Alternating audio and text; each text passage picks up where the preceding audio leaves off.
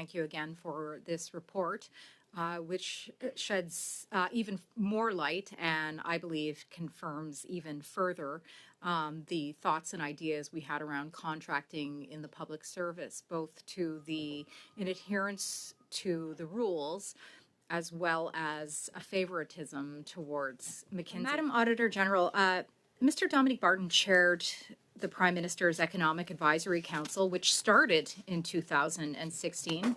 And shortly after, interestingly coinciding with these dates, we see a 2,500% increase from 2016 to 2023 in contracts awarded to McKinsey. In your opinion, is it a conflict of interest to have the global head of a company also chairing an economic advisory committee that helps determine the direction of a government? I mean, that's a difficult question for me to answer. I'm not sure in what capacity he was providing advice as the chair of that committee, what his requirements were. So I unfortunately can't offer up an opinion on that. Okay, thank you. I'll return to a theme I mentioned in my opening comment, favoritism in contracting. McKinsey received 2 contracts with IRCC for close to $25 million. And it's from these contracts and the Economic Advisory Council, chaired by Mr. Dominic Barton, that led to the infamous 500,000 immigration target that this government is now walking back from.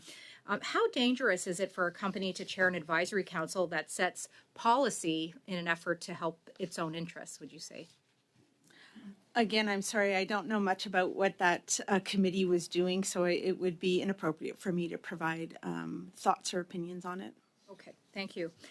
There were 4 instances in the competitive procurement process where your office found that the procurement strategy was changed after departments learned McKinsey could not bid under the original circumstances. And unfortunately, to no one's surprise, McKinsey won the bid under new criteria. Can a department call it a competitive process when they are changing the requirements to cater towards one specific company, in this case, McKinsey and Company?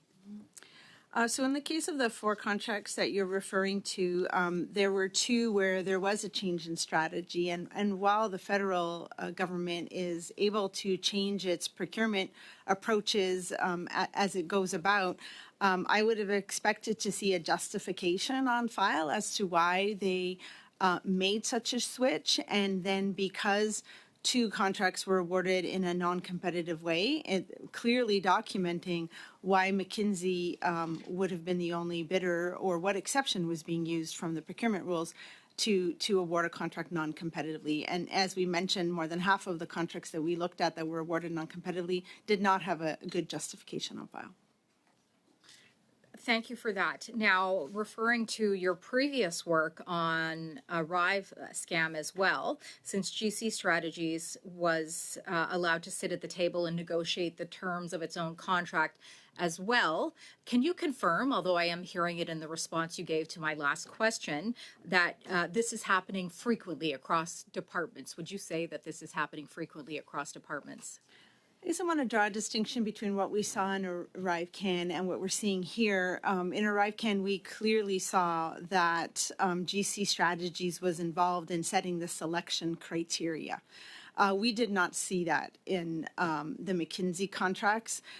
We saw that at times when there were competitive bids run, that the criteria, the selection criteria, weren't always used, but not that McKinsey had been involved in setting the selection criteria. So they're very different situations.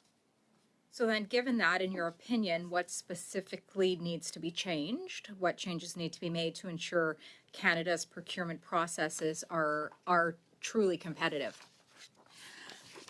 When it comes to competitive contracts, what we found is that often there was, I think it was about more than a third of the time, the bid evaluation didn't have selection criteria that were clearly outlined, or when there were selection criteria, they weren't used.